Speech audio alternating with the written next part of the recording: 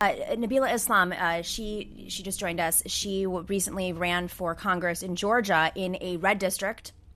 Was I believe the closest district in last election, in which a Democrat won. You came so close to making the runoff, but she got right to work and she started an organization called Progressive List. You're the national organizing director for Matriarch, which is an organization that supports working class women running for Congress. So Nabilah, I mean, you are very strategic about this in terms of what Bhaskar just said, operationalizing this movement and really hitting on, I'd say, key power pressure points, whether it's challenging incumbents or really running progressives in even conservative districts that we thought were unthinkable because that's what the Democrats told us.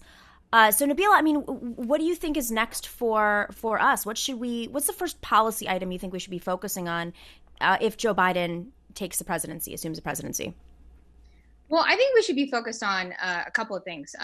Mainly, we need to be operationalizing the left. Right now, the main talking point I hear from moderates is, the moderates won back the House, and that's because we didn't have institutions on our side to help uplift progressive candidates, and which is why I'm now the founder of an organization that's going to help progressives from the beginning when they really need the push and the money and the resources.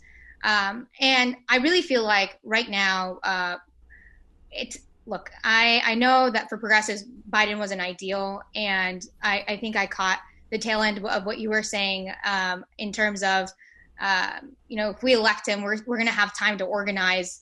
He's not going to seek a second term. So we'll have the ability to put a strong candidate, a progressive candidate in 2024 to run for office, probably prior to that to actually run. But I mean, I think, look, we should be able to push him on Medicare for all. I know he said he wouldn't, wouldn't sign a bill if it came to his desk. But I think in light of everything that's happened, we should be able to keep pushing him. Okay, so there's this thing happening right now with the Democrats, though, and I asked this question to Dr. Chomsky earlier, is that, there is a concentration of power happening. They're all what used to be the if you can even believe it, the Obama wing and the Clinton wing. They used to spar. They united under Clinton. The DNC has effectively pushed out any progressives or dissent out of the party, out of any of the decision making in the party. The media coalesced behind Biden right after South Carolina. They're flexing their muscles, right? And even further, they're actually we saw with Alex Moore's situation.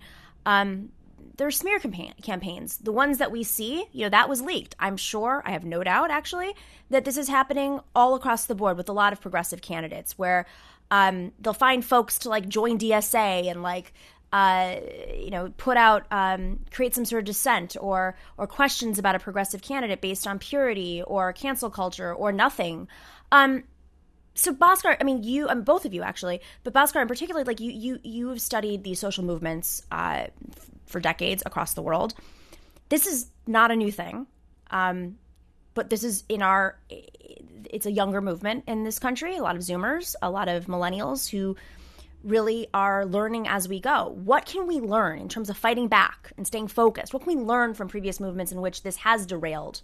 As Chomsky said, the UK labor movement is a perfect example. Well, I think the first principle is to assume good faith. Assume that if somebody's in the room saying that they're fighting for things, that they actually believe it.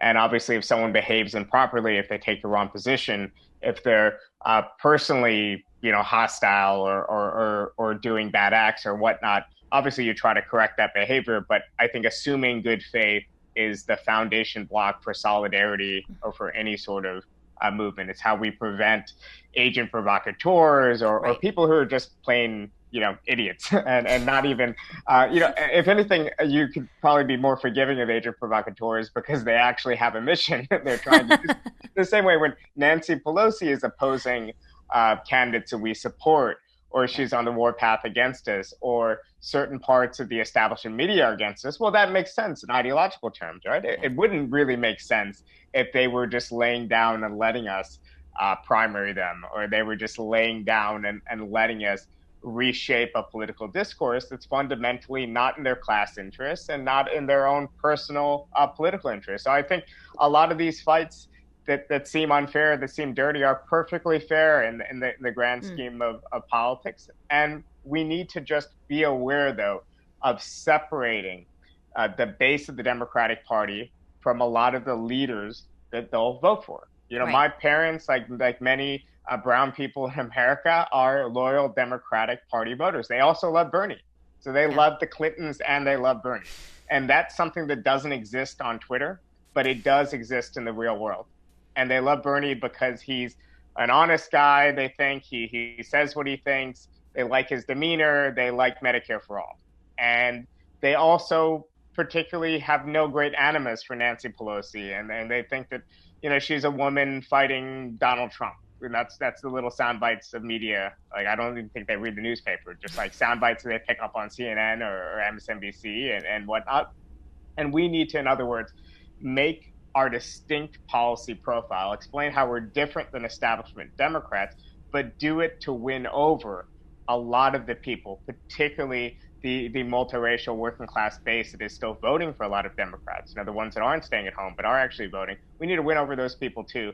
And that means a level of tone that's able to convince and persuade, even while we're uncompromising to those establishment leaders and the pundits behind them. It's kind of this delicate balancing act, but it's really important for doing mass politics and not sectarian politics.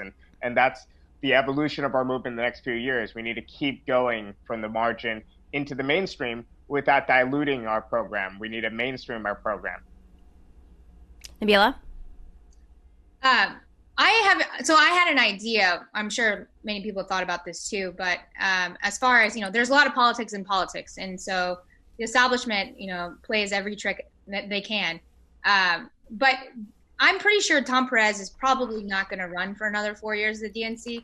Why not have a progressive candidate run to be chairman or chairwoman of the DNC and, you know, take a piece of that electoral power away from them, and so that we have a voice at the table. Look, Keith Ellison almost won his first round, and in the second round, he had some people make some phone calls, and he unfortunately did not make it.